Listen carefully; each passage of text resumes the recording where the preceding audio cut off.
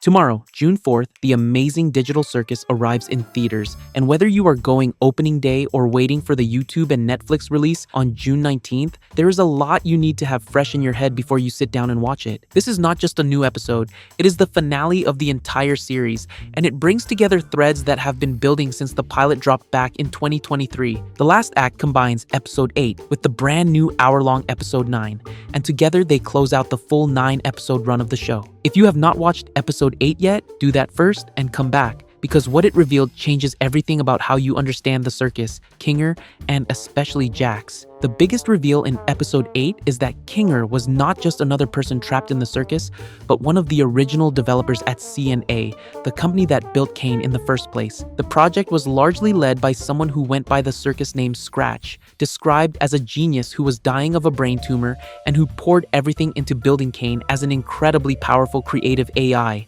designed to generate adventures for human players inside a digital world. What Kane was never supposed to do was go rogue, but that is exactly what happened, and the circus as we know it is the result of that. The character the entire community is most focused on going into the finale is Jax, and there are good reasons for that beyond just the posters. Every piece of promotional material for the last act has him front and center with an energy that feels different from how he has been presented before. And the theory that he's going to play some kind of villain role in episode 9 has been building for weeks. His panic attack in episode 8, when Kinger starts talking about the AIs and the nature of the circus, pointed to something cracking open inside him. And the reading that has made the most sense to the community is that Jax may have spent a long time treating the circus like it was not real, like everyone around him was part of a dream or a game where nothing had actual consequences, and that the moment he realized it was all real hit him in a way he could not absorb. What he does with that realization in the finale is the biggest narrative question of the whole episode. Tied directly to Jax is the question of Ribbit, the frog character whose connection to him has never been fully explained,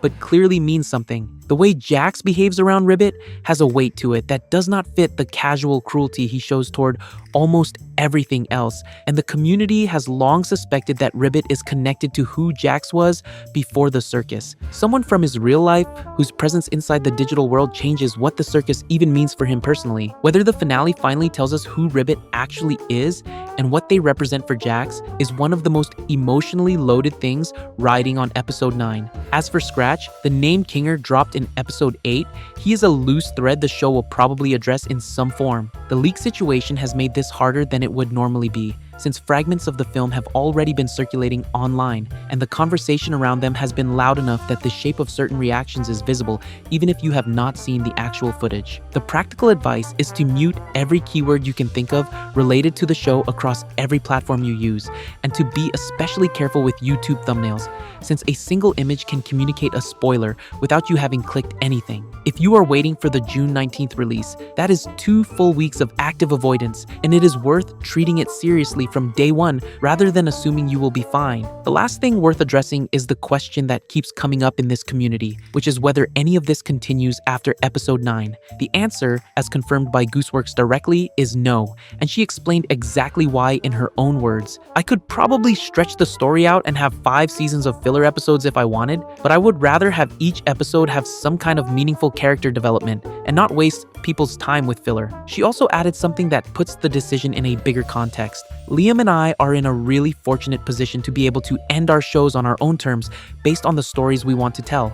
The times and places our shows end are 100% our own decisions. That is not a door being left open. The show was planned as 9 episodes from the beginning, and episode 9 is where it ends. Not because it failed or because anyone gave up on it, but because Gooseworks decided that was where the story she wanted to tell finished. Given everything that has happened around the show in the past few months, the decision to keep the ending on her own terms rather than stretch it out to meet expectations feels like one of the most important choices she made for it. Are you watching the last act in theaters tomorrow or waiting for the YouTube release? And what is the one question you most need answered by the finale? Drop it in the comments, and whatever you do, please keep the spoilers out of there for everyone trying to go in clean.